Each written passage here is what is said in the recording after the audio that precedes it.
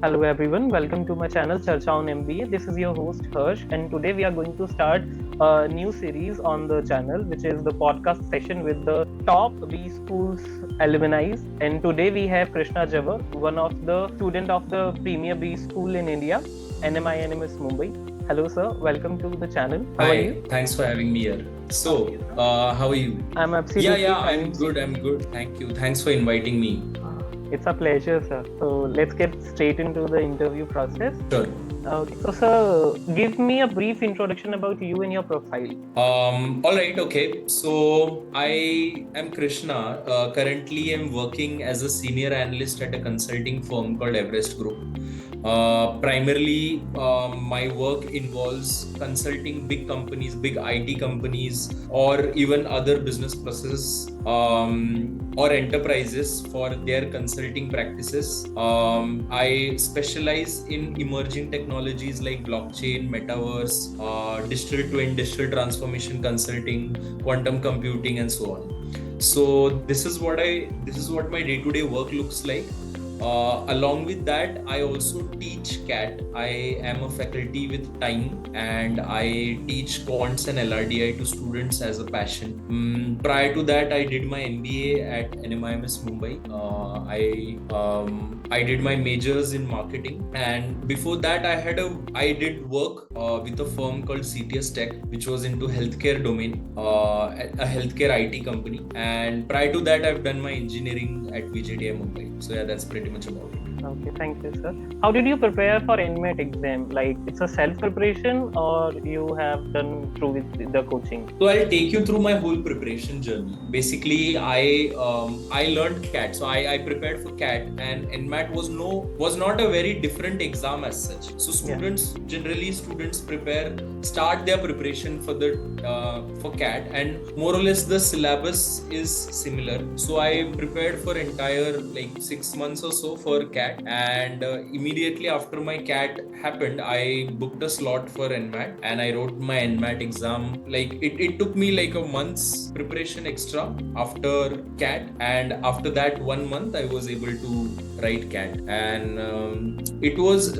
in terms of, if you ask me about preparation of NMAT's preparation requires understanding the test. Most important part is the test taking temperament more than your understanding of the subject. Of course, knowledge or domain expertise is required, but after you have studied CAT, after you have studied the whole syllabus of quants, LRDI, English, RCs and everything, what is important is you understand what is the difference between a general exam and an NMAT exam. NMAT is conducted by GMAT, and it's an adaptive exam, right? Yep. So in this adaptive exam, you have to understand the test. There are 108 questions across all three sections, and you have to understand what are the type of questions that you have to accept, solve, and go ahead with, and which ones are the ones that you have to leave aside. How much time should you dedicate to each question? What type of questions are the typical type of questions which are most frequently occurring in NMAT, and which ones are less frequent? So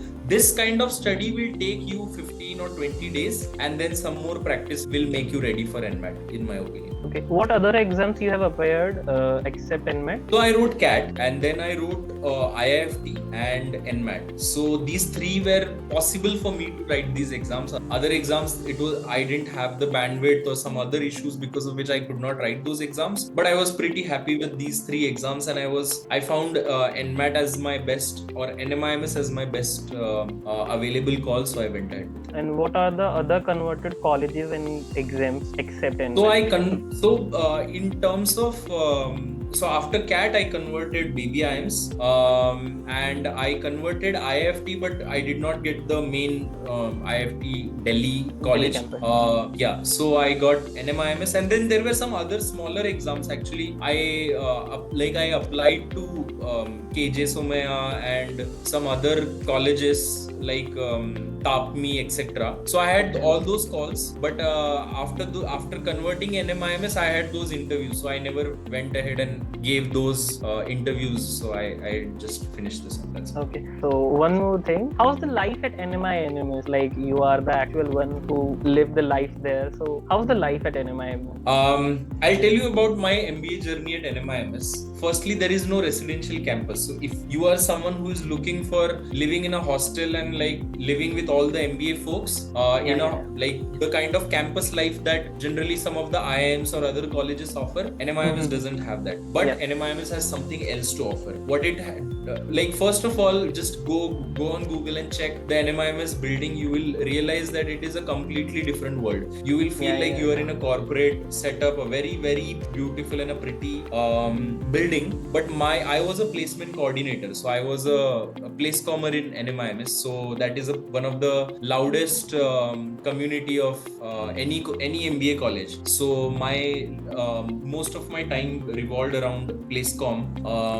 I had a lot of exposure because I lived in Mumbai. I did 5 internships other than my summer internships, which is I did 5 internships on a part-time basis in each trimester, starting from trimester 2, 3, 4, 5, 6. I did 1 internship at 1 company each. I worked with Xiaomi, I worked with Frost & Sullivan, Upgrad, and 2-3 other companies in different domains. Why I did that? I did that because I wanted to learn what I'm good at. I wanted to learn if I'm good at marketing, if I'm good at sales, if I'm good at consulting, if I'm good at research, if I'm good at finance. I did everything I could. I tried my hands on everything, and I have no regrets because I used most of my time in like learning or exploring what are the things that an MBA student gets in an MBA college. So yeah, that was my life at NMIMS. What is the process of committee selection at NMIMS? Every college has a different committee selection process. NMIMS was very difficult. At least the placecom community selection or committee selection is very different from, or very difficult, I would say. It takes a lot of perseverance, a lot of patience, and a lot of sacrifice. What do you get in return? There are a plethora of things I can talk about, but committee selection involves you first making a choice of where you want to be, what you want to do in your MBA. There are some people who would like to get into cultural committees and do a lot of cultural activities like dance and singing and everything. Particularly, I had already done that in my undergrad, so I was not interested in doing it again. Then there are alumni relation committees and etc. But the kind of networking, that opportunity that you get in placecom is unparalleled. The kind of people you connect with, the kind of network you take out from MBA after MBA is unparalleled and has no other comparison. So placecom was the choice. So firstly, making your own choice where you want to be. Secondly, like being very smart when like you will be sitting, like let's say if there are 300 students or 500 students in your college or 200 students, you have to beat that competition, right? Basically, you're just there to compete. So in order to beat that competition, you will need a lot of perseverance. There will be some skills that will be tested, like how good emails do you write, how good you speak, or how good you present yourself, or how good you understand and listen. All these soft skills are really, really important. Of course, there are some hard skills, but more importantly, other than doing Excel and PPT, these hard skills are like much more important in my opinion. Okay, so what about the student exchange programs at NMIMS, and what are the affiliated foreign universities and colleges with it? I don't remember the names of the universities. Of course, you can go on NMIMS's website and you will get the names of the universities. Mostly they're in the UK. A lot of friends of mine did go for foreign exchange. It is an amazing lifetime, once in a lifetime opportunity. I think if you get that opportunity, if you are able to get a good PPO, and if you're confident that like you would be able to like if you have a PPO bang on, you have absolutely no doubt as to whether you should go to a foreign exchange or no. But even if you don't, NMIMS gives you this opportunity that once your foreign exchange is over, once you come back, then you appear for the final placements, and that happens smoothly. Foreign exchange is a really great experience. You would never get this chance of not taking a leave and going for a UK trip for 6 months or for 3 months or 2 months, whatever that is, for such a long period. You doing this expedition, right? I believe the biggest teacher is travel. The biggest school that you can go to is travel. You meet a lot of different people. I know my friends who went for a foreign exchange program. They had a bang-on experience there. They met a lot of people. I saw a lot of photos. They enjoyed, they learned, they went to these universities and explored areas which Indian MBA colleges won't offer. So in my opinion, like if you get a chance, do take that call at the end of your first year. That's important. One more thing, as you told me that you are one of the member of the placement community, so I think you are the right person to ask you this question. What is the highest and the lowest salary package offered in your batch? See, that's already given in the placement report, but I'll just still reiterate. Somewhere around 50-55 lakh plus is the highest salary that is being offered, and lowest would be if you talk about MBA core, that is definitely more than 16 lakhs as a CTC. So my placement season was pretty decent for the batch of 2023. The placement season was really good and above par than what all, like it broke all the records that NMIMS had in the previous years. So it was pretty good, and I'm not sure, like the placement season for 24 batch is still going on, I believe. So we'll see whatever the placement report comes, but I'm sure it is all in the higher side only. You are currently in the competitive or the corporate world right now. So can you tell us the transition process of yourself as a student to a corporate professional? Yeah, campus to corporate was pretty exciting. Actually, my firm Everest Group gave me a really good opportunity for this transition. There were a lot of trainings and there were a lot of hand holding done in the initial first part where I was taught a lot of things. But I'll tell you one thing, the kind of exposure that I'm getting right after MBA, getting into consulting, right on the first week, like in the very first week of my work at Everest Group, I was sitting in a client call with the head of blockchain department of Capgemini. So this is the kind of exposure that I got graduating right out of college. So you get to learn, right? Sometimes you fail, sometimes you succeed, but every opportunity is a learning opportunity. So it's pretty exciting. Life has changed after campus.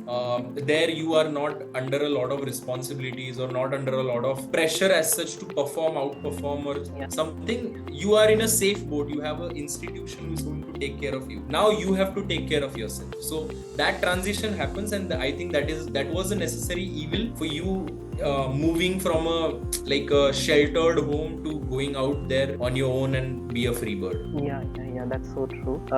One more thing, what is the expected sectional cutoff during your time? Okay, so let's see. When I wrote NMAT, I'm supposing you're talking about NMAT. Yeah. So when I wrote NMAT, the minimum score that was needed was 75 in each section. Okay. But having a 75 score was not enough. You had to outperform in at least one of the sections. Yeah. So let's assume a minimum of 75 in my time. I think it was reduced for my junior batch, but you never know, for this batch it might increase again, right? So you can't bet on it. What happened in 2021 will happen again in 2023 or 2024. It's not necessary. But what I would say, have a safe bet of at least target at least 90 marks in each of these three sections, and you would be abundant. You'll have no tension in terms of whether you will get a call or not. Try and learn the adaptive test. Write as many mocks as you can. Write as many try and solve as many question types as you can, so that you're pretty confident while going into exams that you will definitely clear the cutoff. One last thing, some quick tips and tricks, actually, which section to go first and all. Some quick tips for the last slot appearing students for NMAT. Sure.